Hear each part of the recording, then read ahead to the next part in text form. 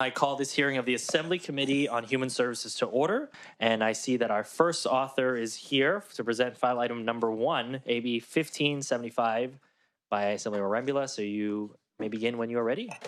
Thank you, Mr. Chair and Madam Vice Chair. I would like to begin by thanking the Chair and the committee staff for their work on this bill.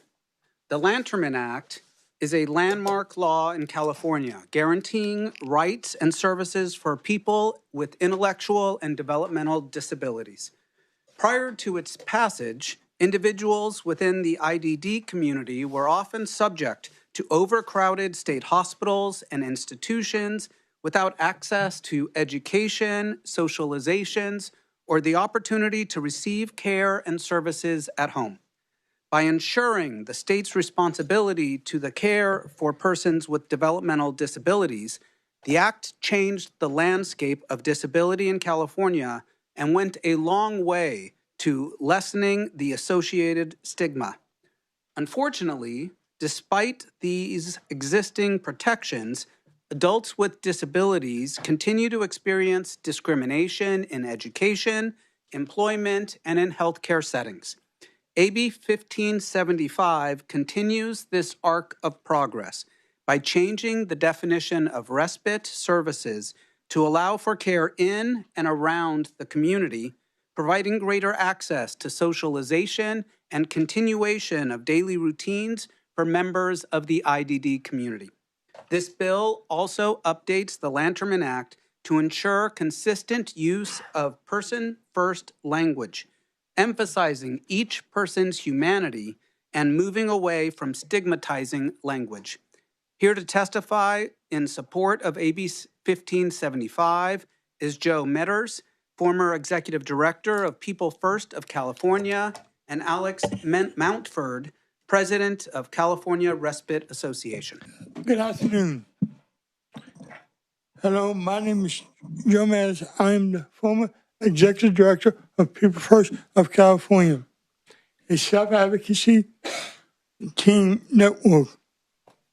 I am also a person with a developmental disability, and I am here to speak for many of my peers with a disability. I am here to support AB 1575 because I believe it's in the need for the person's first language in the law.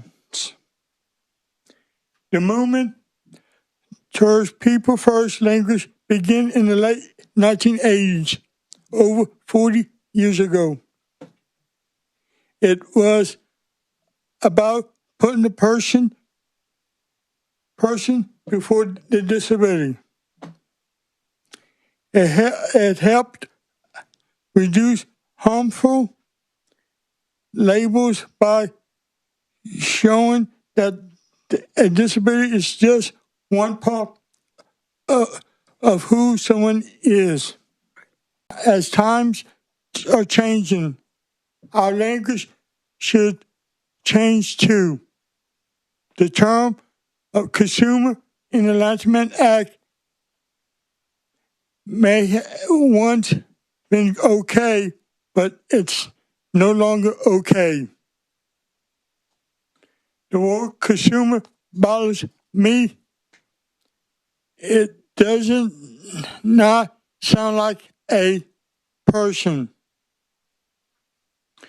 When I hear consumer, I think of someone eating something.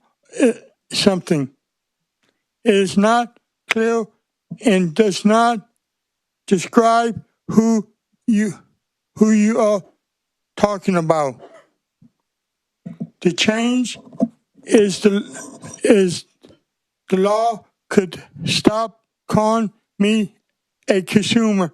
From now and on, I would be called a person eligible for regional center services. When you're talking about me, please call me a person. I want to be treated like a person. Thank you very much. Thank you, Joe. All right, thank you. All right, next witness, please. Hello, Assembly. My name is Alex Mountford. I'm the CEO of Meadours, as well as the president of the California Respite Association. AB 1575 updates the definition of respite to provide clarity and consistency on where in-home respite services can be provided. When in-home respite services are authorized, we see some regional centers state that the services can only be provided within the four walls of the home, while others allow the individual to access the community resources, such as a park down the street during their respite services. There have even been cases where different case managers in the same regional center will have differing interpretations on where respite can be provided. The language in this bill provides clarity and updates the definition that has not been changed since the 70s. Especially now that in-home respite is a home and community-based service, this legislation ensures that community access is an option for the individuals receiving in-home respite services. I'd also like to provide a little clarity on what these changes do and do not do. This bill does not change what in-home respite is, nor the types of supports provided to an individual during these services. This bill does not authorize or add transportation or driving components to in-home respite and does not create any additional costs outside of the established and existing rate structures already in existence for in-home respite services. AB 1575 provides clarity that it is an option to go into the community during these services. This community access is not guaranteed, but is available based on what the individual case manager, planning team, and service providers determine is safe and appropriate.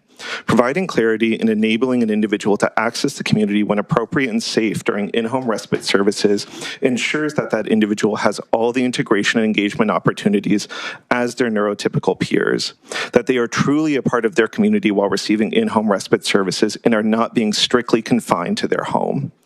In closing, AB 1575 is important, impactful, no-cost legislation that supports the IDD community and ensures consistency for in-home respite services. I thank you for your time. Thank you. Now, do we have members of the public who wish to testify in support of the bill? Please come to the microphone. Name and organization, please. Eric Champo, United Cerebral Palsy here in Sacramento. We're in support. Thank you. Diana Gonzalez, Public Policy and Advocacy Manager at Meadours Home Care, and we're here in support of AB 1575. Hi there, Julie Sherman, Director of Public Policy of the ARC and UCP California Collaborative. We're the bill sponsor. Thank you. Good afternoon, Shauna Day, Senior Director of Government Relations, 24-Hour Home Care, in support. Any